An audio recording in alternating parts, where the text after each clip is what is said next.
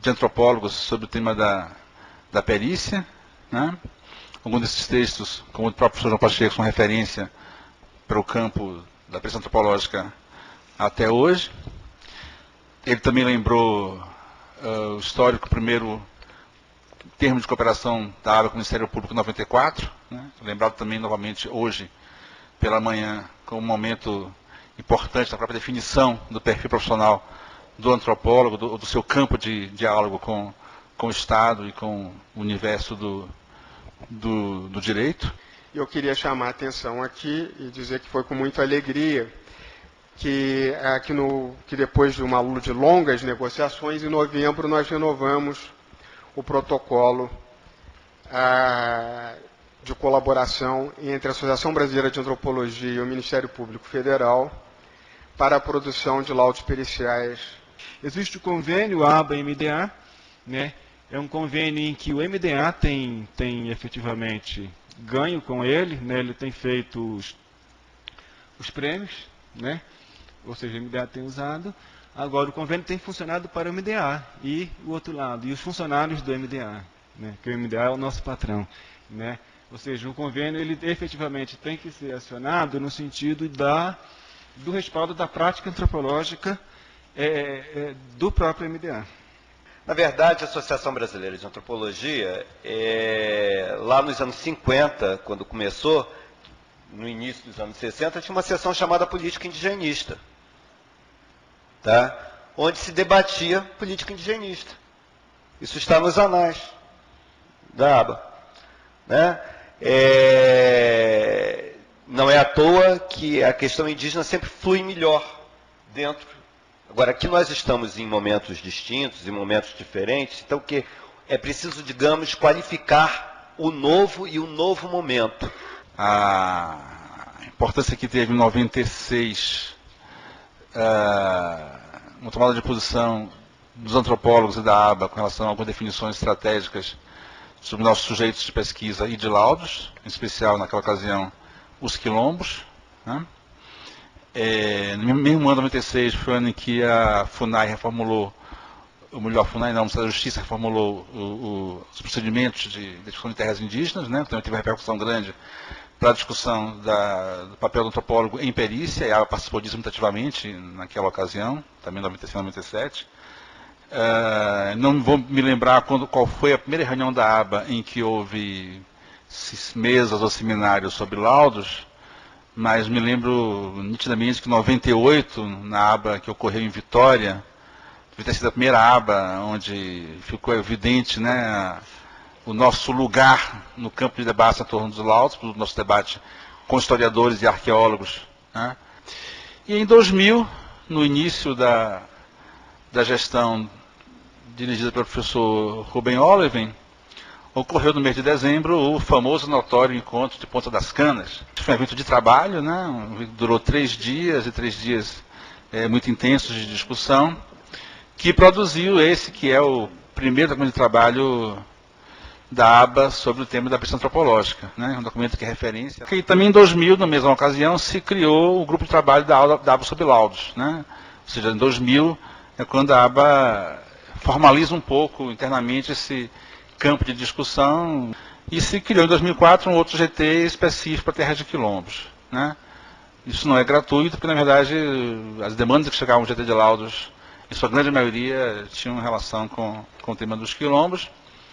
A emergência atual do decreto 6.040, de 7 de fevereiro de 2007, que institui a Política Nacional de Desenvolvimento Sustentável dos Povos e Comunidades Tradicionais, e sua abrangência, ao incluir novas identidades relacionadas aos territórios de ocupação tradicional, como chamados ribeirinhos e povos da floresta, expande o espectro de grupos e atores sociais que se orientam pelas novas normas constitucionais e antes não tinham as práticas econômicas, sociais e culturais que lhes são características, reconhecidas como distintas das formas legalmente convencionais de apossamento e propriedade rural no Brasil. Eu acho que é sempre importante pensar, talvez, no tipo de documentos, no tipo de produtos que a nossa associação pode ter. Se não é salutar criar, digamos, um Conselho Federal de Antropologia, seguramente criar um Conselho Federal de Perícia Antropológica não seria ruim. Que os peritos antropológicos tivessem, pelo menos, um mínimo de fiscalização profissional para que houvesse um mínimo de, digamos, de qualidade ética do seu trabalho e consistência científica. Porque um órgão regulamentador, ao menos, teria para nós, vamos dizer, uma comissão de ética que pudesse, eventualmente, analisar realmente a ética da pesquisa. Até que ponto essa pesquisa foi produzida apenas para atender um determinado interesse, ou se ela foi feita honestamente. Por usos da antropologia no serviço público, entretanto, quero expressar o tipo de ação que profissionais com formação na área estão desenvolvendo hoje em várias agências estatais. Evito falar em antropologia aplicada, antropologia da intervenção, antropologia prática, etc., porque considero que essas denominações estão muito vinculadas à constituição de um campo diferenciado para os usos da antropologia, como que a separá-la daquela que se faz nas academias. O que nós entendemos por perícia antropológica, entre nós no Ministério Público, é, na verdade, uma arte, muito mais do que uma ciência. É uma arte dar apoio à tomada de decisões. Então, é evidente que, como arte, ela está recheada de elementos normativos. Nos inserimos e a nossa prática se dá de diferentes formas, né? Efetivamente, desde o início, existe uma indefinição do órgão quanto a para que era o papel do antropólogo no INCRA. Né? A nível central se entendia que o nosso papel seria de contribuir, de fazer a gestão do processo, ou seja, a gestão do programa Quilombola. A nível local, os superintendentes queriam produção, ou seja, vão fazer relatório, né? Produzir relatórios. Os relatórios antropológicos eram entendidos, eram usados, de certa forma, como uma grande desculpa para o trabalho não andar, ou seja, não tem antropólogo, não tem relatório antropológico, então a regularização quilombola é demorada. Efetivamente, essa não é mais uma realidade, porque na medida em que foram produzidos os relatórios e a morosidade continua existindo, pelo menos essa etapa foi superada. Mas, efetivamente, a nossa prática ela foi construída dentro de todo esse contexto, ou seja, de certa forma, por não ter uma definição, de certa forma é válido, porque a gente construiu e tentou construir o que era possível. Embora a falta de uma regulamentação legal da profissão, a ABA tenha estabelecido seus próprios critérios para definir quem é e quem não é antropólogo, não é nela que me baseio.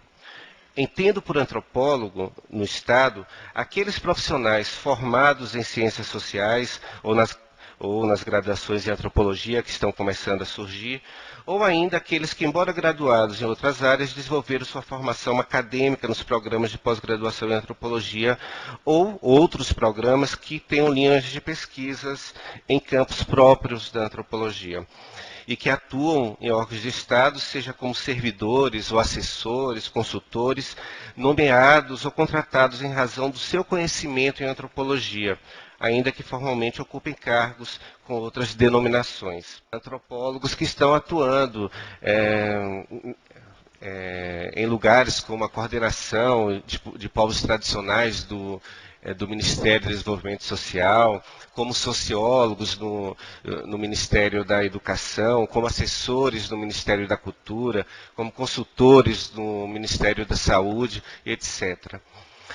Embora muitos destes antropólogos façam perícias e emitam laudos administrativos e judiciais, a maior parte do trabalho desses profissionais situa-se no que poderíamos denominar de consultoria especializada. Que alguém poderia perguntar, especializada em quê? Creio que a formação teórica e o treinamento etnográfico conferem ao antropólogo uma perspectiva de visão própria, que lhe possibilita, para usar a expressão utilizada por Luiz Roberto Cardoso de Oliveira, em um artigo recente, desvendar evidências simbólicas. Talvez seja essa a nossa especialidade. Trata-se, essa consultoria especializada, de trazer para a atividade do órgão em que trabalha as possíveis implicações de sua atuação em contextos étnicos e culturais diferenciados. Muitas vezes o Estado é demandado a dizer sim ou não a um pedido, a uma política. E assim, por sua vez, os agentes do Estado demandam de nós que informemos sobre qual a melhor resposta, sobre a pertinência ou não daquela decisão. Creio que é nesse momento em que se revela uma das maiores dificuldades vivenciadas pelo antropólogo que atua no Estado, quando tem de responder a questões que não são formuladas por ele dentro das perspectivas próprias da disciplina antropológica, mas que decorrem do próprio exercício do poder estatal de dizer o que reconhece e o que não reconhece como legítimo ou legal. Fica muito evidente o descompasso entre o tempo do Estado e o tempo que nós necessitamos para pesquisar e elaborar nossas informações, pareceres e laudos. Esse é um problema que nós vivenciamos cotidianamente no Ministério Público. Os prazos são extremamente exíguos para realizar o nosso trabalho. Nós temos também essa demanda no sentido de que essa prática nossa no órgão, ela precisa ser respaldada, né? E efetivamente a entidade que existe, que nos representa, é a ABA, e ela efetivamente não defendeu o antropólogo. A maioria dos antropólogos do INCRA não são sócios, são poucos sócios, mas defender a prática antropológica, né? E isso a gente entende como importante. Nós temos feito relatórios antropológicos de identificação territorial, muitos, a maioria já fez, alguns já fizeram mais de um. Respondemos contestação ou recurso de fazendeiros, de empresas, elaboramos notas técnicas e pareceres. A nível geral, né, a gente trabalha na resolução de conflitos, a gente tenta mediar uma equipe, que em tese existe uma equipe formada por uma ordem de serviço, mas em função dessa prática do INCRA de não entender a questão do trabalho com o território e não com o módulo rural, não existem equipes formadas, preparadas organicamente para trabalhar com essa nova realidade, então você tem ajuntamento de técnicos e o antropólogo tem que mediar, tem que tentar fazer as pessoas entenderem que ali é um trabalho específico, ou seja, tentamos organizar uma equipe, né? Fazemos toda a gestão, toda a burocracia do processo, né? Cai nas nossas costas. Nesse sentido, nós temos desde o antropólogo enquanto um funcionário, às vezes relegado num canto, e temos antropólogos que são o gestor do processo, ou seja, você tem toda essa gama, nós ocupamos toda essa gama de posições hierárquicas. Trabalhamos a questão do convênio, elaboramos o convênio, acompanhamos o convênio, somos nós que vamos lá batalhar por ele sair, depois acompanhamos a realização dele. Acompanhamos os estudos que antropólogos de fora do INCRA realizam, né? Fazemos reunião com a comunidade. Interessante, quando o evento é um evento de vitrine, é o superintendente que vai, e aí não é o antropólogo, não fala, mas quando é, por exemplo, uma reunião com o Ministério Público, que o Ministério Público vem cobrar o não andamento, aí o antropólogo que tem que ir lá dar a explicação, não é o superintendente que vai. E existe, de certa forma, uma abertura do INCRA para que nós trabalhemos em outros programas, não só o Quilombola. Nós temos colega no Acre que tem trabalhado com o Pronera, que é o Programa de Educação no Campo. Focar na questão essencial, que é a elaboração do relatório, que é a nossa, talvez é o de ponta, né, o que mais aparece da nossa prática.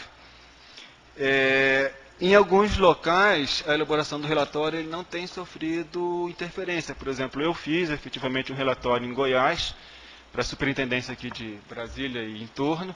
Assim, não tive nenhuma interferência, trabalhei super tranquilo. Na hora que eu indiquei, não houve pressão política nenhuma. Agora, isso não é realidade geral. Colegas têm sofrido pressão política no sentido de não só do seu trabalho, mas também da definição do território, né? Ou seja, a nível de funcionários, a nível de superintendentes, não só o colega que é da superintendência, mas o colega de Brasília que vai para a superintendência fazer esse trabalho, ele tem sofrido pressão na questão essencial, que é a definição do território. Em toda essa situação, nós, como antropólogos do INCRA, nos sentimos praticamente suspensos, ou seja, em que nós podemos nos apoiar, o que nos apoia, o que efetivamente vai dar respaldo para nós construirmos uma prática efetiva, uma prática antropológica efetiva no órgãos e façamos com que ele efetivamente caminhe, ele efetivamente cumpra o seu papel. A situação é São Francisco Malaquias, município de Vargem Grande, no Maranhão. A situação é a seguinte, o autor do relatório foi um ex-aluno nosso, de mestrado, ele fez o relatório e o Gabinete de Segurança Institucional impugnou o relatório. O ministro-chefe do Gabinete de Segurança Institucional encaminha a nota da Secretaria de Acompanhamento de Estudos Institucionais, aprovada e adotada pela Secretaria Executiva do Conselho de Defesa Nacional. O documento tem 10 páginas, é assinado por 2 procuradores da AGU e por uma especialista em políticas públicas e gestão governamental, e é aprovado pelo secretário de Acompanhamento e Estudos Institucionais. Há todo um arrazoado introdutório, falando do Conselho de Defesa Nacional. Então, as competências da Secretaria, que seriam acompanhamento dos assuntos de interesse da independência nacional e da defesa do Estado democrático, e em especial as que se referem à segurança da fronteira terrestre, do mar territorial, do espaço aéreo e de outras áreas indispensáveis à defesa do território nacional. O documento cita, então, toda a questão quilombola como ameaçando essa estabilidade institucional. Eu quero ler o próprio documento, que diz o seguinte, que esses auto-identificados remanescentes de quilombos, os quais apresentamos de forma não exaustiva, diz o documento, quais são, o que indica que estamos à beira de uma iminente instabilidade institucional.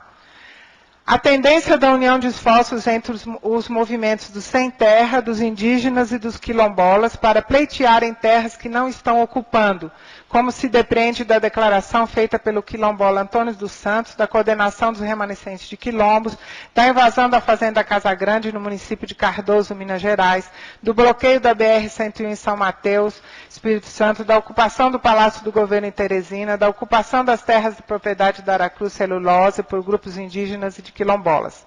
Segundo, conflitos de interesse com a área ambiental, Reserva Biológica do Guaporé, Rondônia, Comunidade de Santo Antônio, 17 famílias ocupam 200 hectares e pleiteiam a titulação de 86 mil. Conflito com empresas produtoras de celulose, comunidades do Estado do Espírito Santo, Comunidade de Linharinho, ocupa 147 hectares e pleiteia 9 mil. Conflito com empresas de petróleo, que possuem autorização da ANP para exploração de blocos de petróleo em áreas reivindicadas por quilombolas. Conflito fundiário que alegam serem legítimos donos das terras, a exemplo dos casos de Sapê do Norte, Espírito Santo, de Invernada dos Negros, no município de Campos Novos, Santa Catarina, e do conflito entre a comunidade Brejo dos Crioulos e proprietário da Fazenda Aratuba em Minas Gerais. É interessante que todas as fontes, esses acontecimentos, as fontes desse documento do Gabinete de Segurança Institucional são o Estado de São Paulo, Globo Online, Jornal O Povo, Gazeta Online, Homepage Rondon Notícias, o Eco, Século Diário, Tribuna do Cricaré, Jornal A Notícia, ou seja, os procuradores parecem ter assimilado, não é, esse artefato produzido pela mídia. Uma outra coisa que eu acho que surgiu aqui foi a inserção específica de antropólogos em órgãos específicos. Ouvindo tanto o Bruno quanto o Roberto, eu fiquei me perguntando o quanto seria para uma associação científica discutir, e para usar o termo do Roberto, respaldar, o quanto seria para uma entidade de classe, ao estilo sindicato, respaldar, e o quanto não é para lutar por plano de carreira, né, dentro de cada instituição. São níveis diferentes creio eu. Né? E eu acho que nem todos esses níveis têm competências diferentes, são espaços de lutas diferentes, demandam investimentos distintos.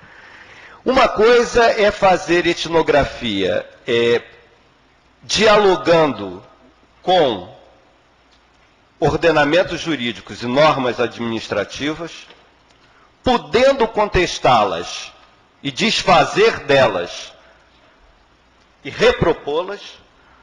Outra coisa é ter que executar esses procedimentos sem necessariamente um enfrentamento crítico, ou com um enfrentamento crítico